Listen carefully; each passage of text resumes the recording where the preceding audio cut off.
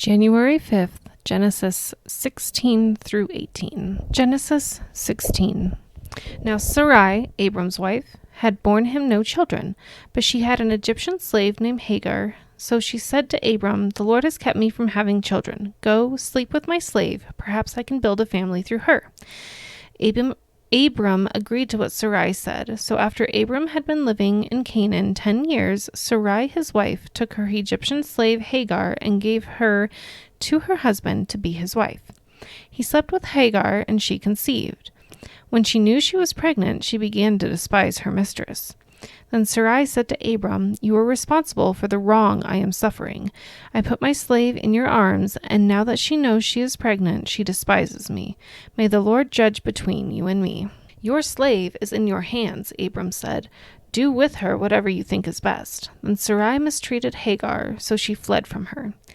The angel of the Lord found Hagar near a spring in the desert. It was the spring that is beside the road to Shur. And he said, "Hagar, slave of Sarai, where have you come from, and where are you going?" "I am running away from my mistress Sarai," she answered. Then the angel of the Lord told her, "Go back to your mistress and submit to her." The angel added, "I will increase your descendants so much that they will be too numerous to count." The angel of the Lord also said to her, "You are now pregnant, and you will give birth to a son. You shall name him Ishmael, for the Lord heard of your misery. He will be a wild donkey of a man. His hand will be against everyone, and everyone's hand against him. And he will live in hostility toward all his brothers." She gave this name to the Lord who spoke to her. "You are the God who sees me." For she said, "I have now seen the one who sees me." That is why the well was called Bir Lahai Roi. It is still there between Kadesh and Bered. So Hagar bore Abram a son, and Abram gave the name Ishmael to the son she had born. Abram was 86 years old when Hagar bore him Ishmael. Genesis 17. When Abram was 99 years old, the Lord appeared to him and said, "I am God Almighty. Walk before me faithfully and be blameless. Then I will make my covenant between me and you and will greatly increase your numbers." Abram fell face down, and God said to him, "As for me, this is my covenant with you. You will be the father of many nations. No longer will you be called Abram, for your name will be Abraham, for I have made you a father of many nations. I will make you very faithful. I will make nations of you, and kings will come from you. I will establish my covenant as an everlasting covenant between me and you and your descendants after you for the generations to come, to be your God and the God of your descendants after you. The whole land of Canaan, where you now reside as a foreigner, I will give as an everlasting possession to you and your descendants after you, and I will be their God." Then God said to Abraham, "As for you, you must keep my covenant, you and your descendants after you, for your generations to come.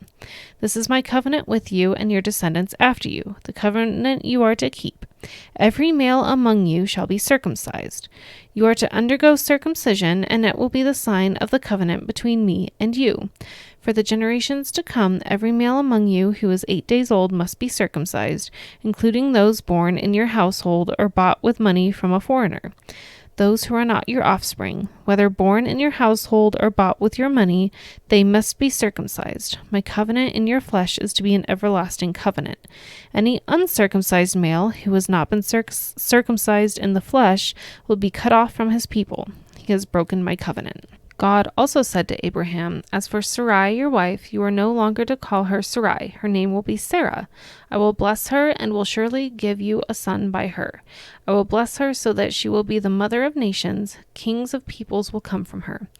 Abraham fell face down. He laughed and said to himself, "Will a son be born to a man 100 years old? Will Sarah bear a child at the age of 90? And Abraham said to God, "If only Ishmael might live under your blessing." Then God said, "Yes, but your wife Sarah will bear you a son, and you will call him Isaac. I will establish my covenant with him as an everlasting covenant for his descendants after him. And as for Ishmael, I have heard you. I will surely bless him. I will make him fruitful and will greatly increase his numbers. He will be the father of 12 rulers, and I will make him into a great nation.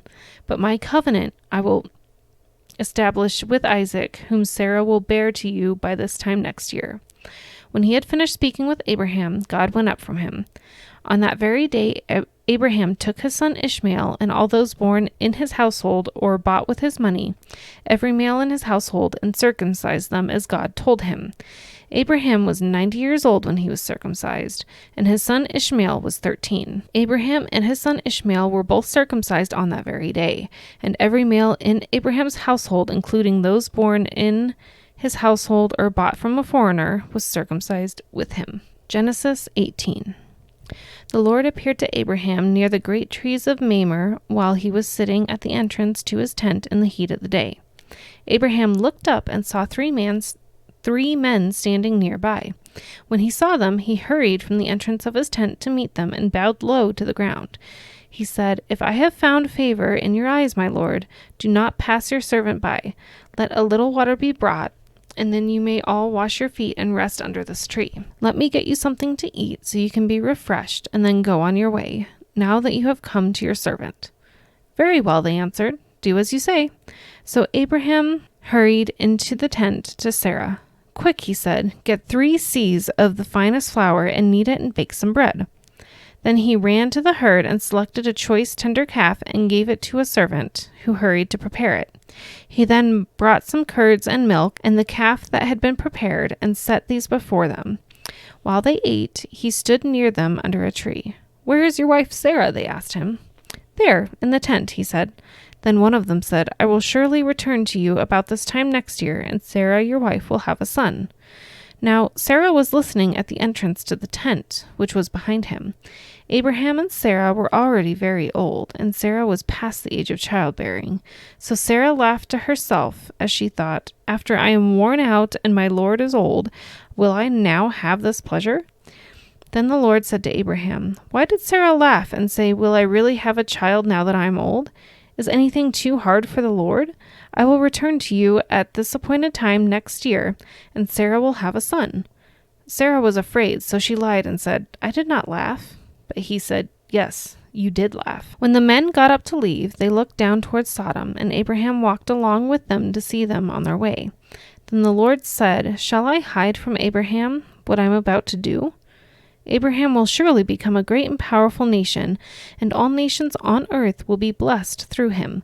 For I have chosen him so that he will direct his children and his household after him to keep the way of the Lord by doing what is right and just, so that the Lord will bring about for Abraham what he has promised him." Then the Lord said, "The outcry against Sodom and Gomorrah is so great and their sin so grievous that I will go down and see if what they have done is as bad as the outcry that has reached me.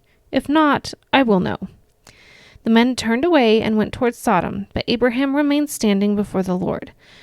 Then Abraham approached him and said, "Will you sweep away the righteous with the wicked? What if there are 50 righteous people in the city? Will you really sweep it away and not spare the place for the sake of the 50 righteous people in it? Far be it from you to do such a thing, to kill the righteous with the wicked, treating the righteous and the wicked alike. Far be it from you. Will not the judge of all the earth do right?" The Lord said, "If I find 50 righteous people in the city of Sodom, I will spare the whole place for their sake." Then Abraham spoke up again.